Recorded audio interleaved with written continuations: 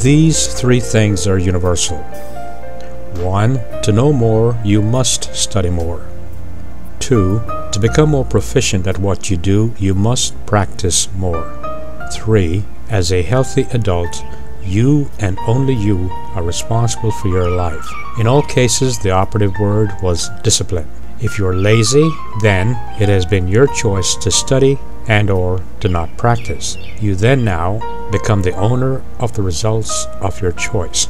This should be written on every school so that everyone would know who is responsible for whom.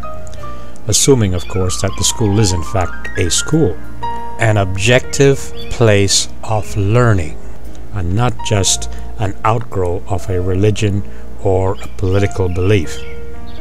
I also must say, and there is no other way to say it but to say it, I'm a firm believer in these things. We are spiritual beings temporarily occupying a physical body for very specific reasons.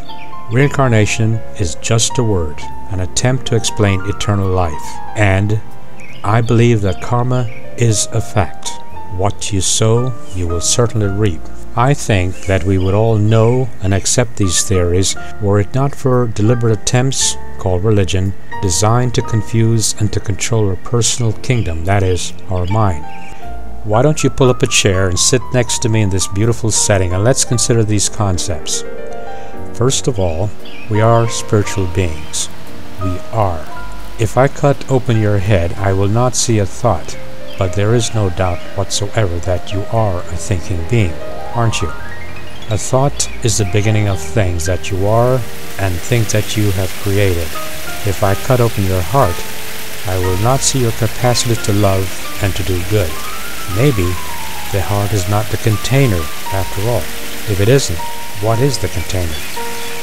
When we entertain the concept of eternal life, then it is not difficult to see and understand that length of the so-called life is not relevant, and the circumstances under which we were born may just be a reward or a consequence or a learning experience that is needed for our soul's growth.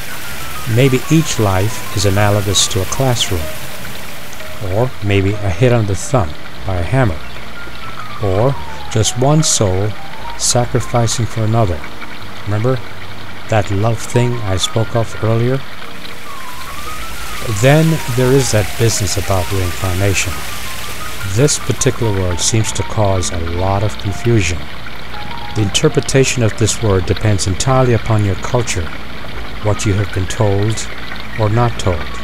Suffice it to say that we will use it in the context that you understand it, and we will do the best we can from there. Christians believed in reincarnation, and until recently, when the concept was hidden, changed, or manipulated, most Christians simply accept it as a fact. All major religions believed in this concept. How is reincarnation possible? There are many examples in nature if you choose to look, but consider this small fact. Take a very good look at 1 square inch of skin on your arm. Perfectly okay to pause the video right here and take a very good look at it. Moles, freckles, and all. In 1 month, that square inch that you have looked at will not exist. It'll cease to exist. Yet the replacement will have all the features of the new skin. All of it. Exactly. Each freckle, each mole, all of it. So what replaced it copied what it replaced. Think about that. The problem is that religion is a business. For example, it would seem that a very major Virginia Christian leader, a spokesman for American religion, while assuring his Christians that the tragedy in Haiti was caused by God, was not without shame in asking for money, using the tragedy as a reason. Imagine this. If 5 million of his listeners gave him $5, can you imagine how much money he will make? Get the picture?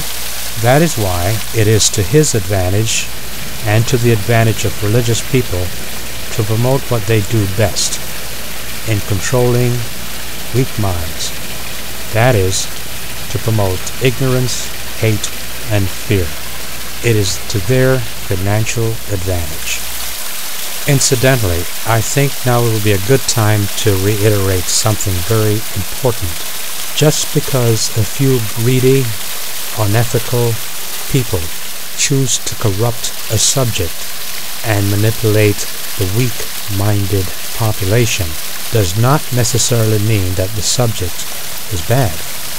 I think it is to our advantage to keep studying, to never stop being a student of truth, because there lies our own sense of enlightenment.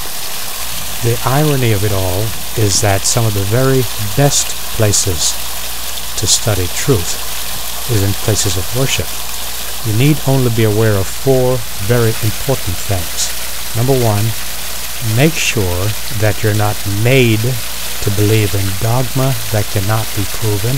Number 2, monitor the degree of hate that is being spewed by the teacher or preacher. Number 3, monitor the amount of fear that is being instilled in the population there. And number 4, make sure ignorance is not a part of the curriculum there. If you're free to study anything you wish, then that is a good sign that you are where you ought to be, and that place of worship could in fact be to your advantage.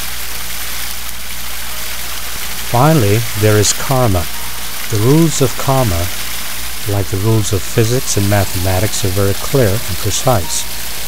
You, the individual, are responsible for your behavior and acts, and will be rewarded or suffer the consequences of such acts. The concept is very inconvenient to society. It would be difficult to have people kill other people just because of revenge, or a difference in culture or belief systems. Therefore, it is not to any government's advantage to have people believe in karma.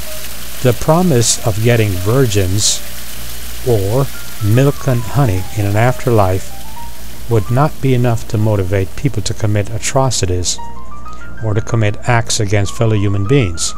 The number 1 Christian leader during World War II, for example, would not have been so successful in giving his tacit support to Hitler in killing Jews if the killers knew for a fact they would have to pay for their acts.